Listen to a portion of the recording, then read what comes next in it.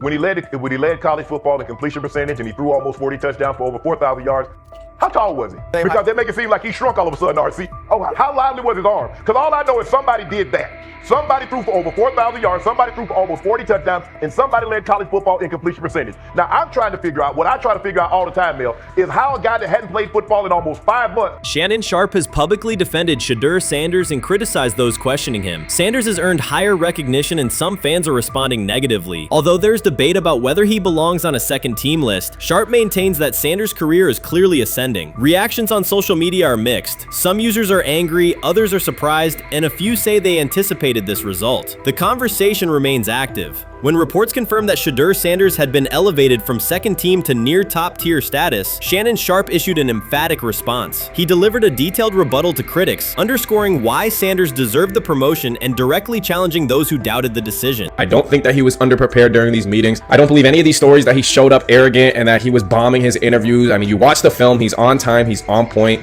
You watch his interviews, he answers like a 10-year NFL veteran. Like, he's clearly dominating OTAs. It's every single day there's a new report of how well he's doing for the Browns in OTAs. And I mean, you can say what you want, it's just OTAs. Okay, if that's your new narrative, then he's doing exactly what he needs to be doing. He's on point, he's on time, he's getting the respect of his teammates, and he's making plays. So we're gonna see years down the line, something's gonna come out that I don't know what exactly it was, but something will come out. Critics have been waiting for an opportunity to dismiss Sanders. They labeled him overrated, accused him of benefiting from nepotism, and claimed his profile came only from his last name and polished image. Within their own echo chamber, they cited every game in which he fell short of huge passing numbers as validation of their doubts. Since Sanders has begun receiving formal recognition, criticism has escalated. A wave of self-appointed analysts is dissecting his throwing mechanics and team role, and many online commentators now argue that his promotion reflects deeper problems within the sport. Shannon Sharpe rejected each criticism directed at Shedeur Sanders. During the broadcast, he turned a routine segment into a detailed examination, acting as presenter, interrogator, and fact-checker. Sharpe walked viewers through game film, season statistics, and scouting reports to show why Sanders merited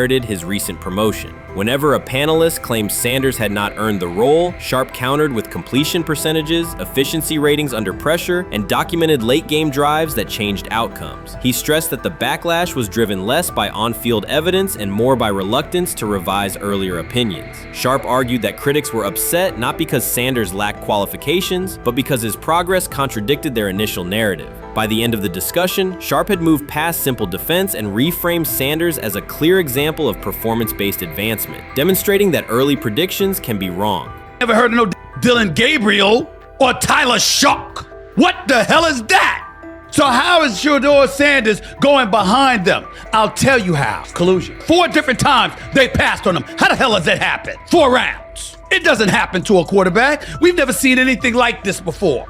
Shedeur Sanders with the watch. Shedeur Sanders with his bravado. Shedeur Sanders with this supposed arrogance or whatever. Shedeur Sanders' advancement did not happen by chance. While detractors questioned his resume online, he continued to prepare, attend every practice, and deliver accurate throws under pressure. The contrast between his output and the complaints directed at him has been stark. Some critics even argued the selection committee was, quote, biased toward performance, as if rewarding strong play were improper. Rumors quickly followed. Certain commentators speculated that a public relations push from the Sanders family must have influenced voters, suggesting everything from coordinated media strategies to alleged favors for coaches. None of these theories addresses the basic point. Sanders earned his promotion through consistent production, poise in the pocket, precise ball placement, and efficient decision-making. Shannon Sharpe highlighted these facts during his response. He noted that Sanders' performance metrics justify the recognition and emphasize that resistance to the move stems more from prior prejudice than from substantive evaluation. For Sharpe, the goal was clear: present the data, challenge unfounded claims, and correct the narrative. The discussion therefore became a broader statement about acknowledging merit and abandoning outdated assumption. Colin Cowherd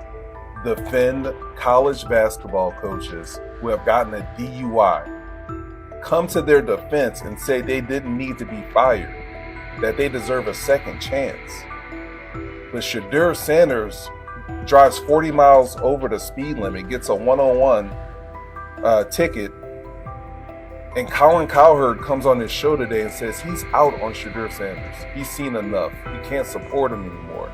He can't be in the Shedeur Sanders camp.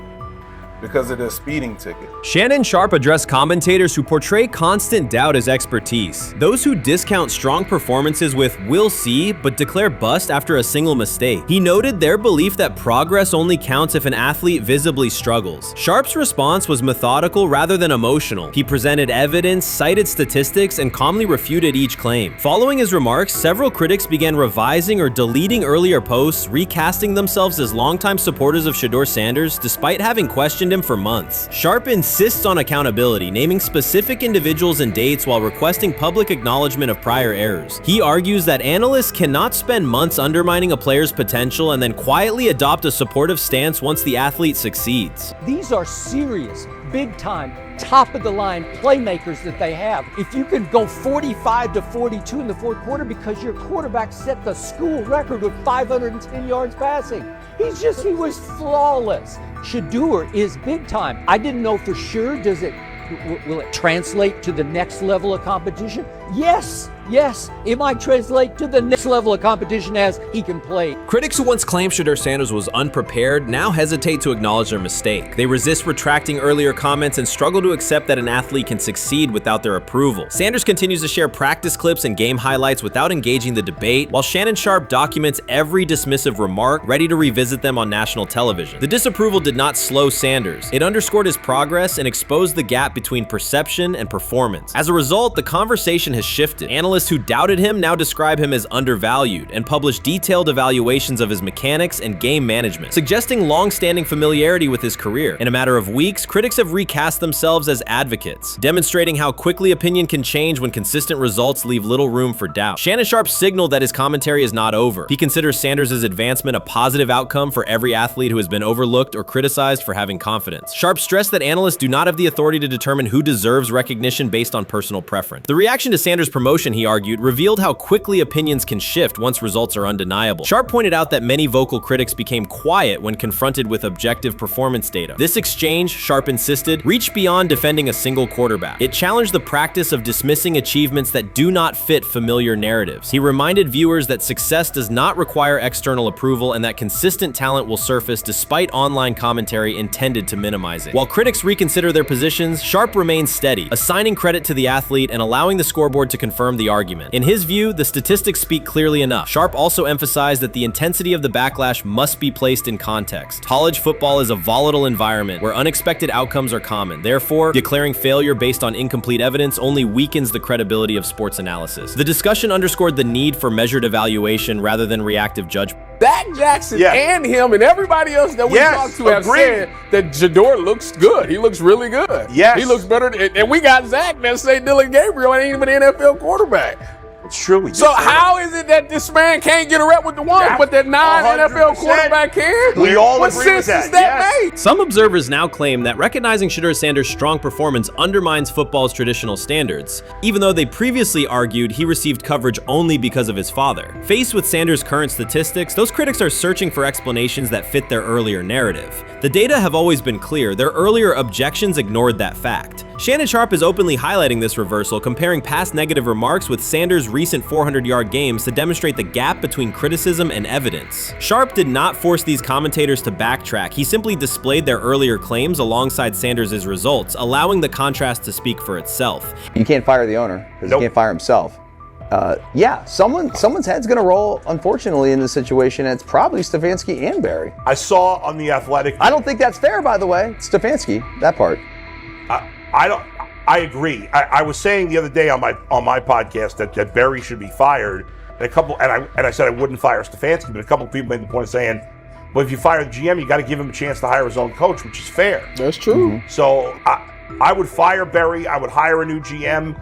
If that GM thinks Kevin Stefanski's a good coach, wants to stick with him. The situation in Cleveland has escalated with the NFL. Sources indicate GM Andrew Barry is prepared to move on from head coach Kevin Stefanski if he refuses to elevate Shedeur Sanders. The Browns are weighing a major quarterback change. Leadership appears to be aligning behind Sanders and pushing for immediate action. This is a high-stakes decision about control and the team's direction. I think it's unfair for me to comment in I guess, maybe on behalf of the industry. All I can say is this, the time that we spent with Shedeur, and what he's done throughout his college career is impressive. He's an impressive young man. He's a really good quarterback. Sometimes fit comes into play, and I'd also say this. There are 4 more rounds of the draft, and then maybe lastly, it's less about where you get picked and what you do after you get picked. That's really the most important thing. Getting to know him over the course of the spring, he has a ton of resolve. Andrew Berry appears to be at a breaking point. Pressure from fans and within the organization to play Shedeur Sanders is intensifying. Berry is pushing for a move towards Sanders, while head coach Kevin Stefanski remains cautious about altering the depth chart. The divide is clear. One side wants acceleration, the other a measured rollout. The organization is under heavy scrutiny, and the focus has shifted to when, not if, Sanders sees the field. Has the 4th highest odds of any head coach this season to be fired. He's clearly on the hot seat. It's been a discussion for really a couple years now, dating back to last season's 3-win season. And he's always had kind of hot and cold seasons. And now the sports books are saying he's 4th on the list.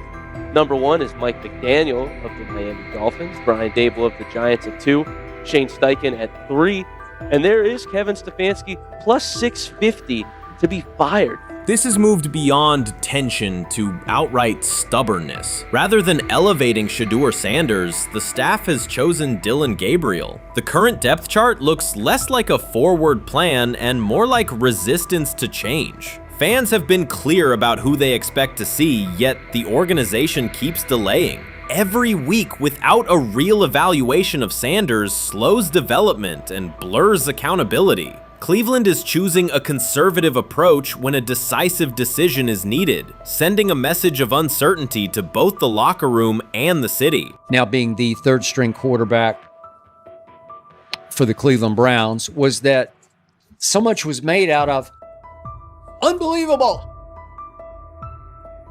He actually made the team as the 3rd string quarterback.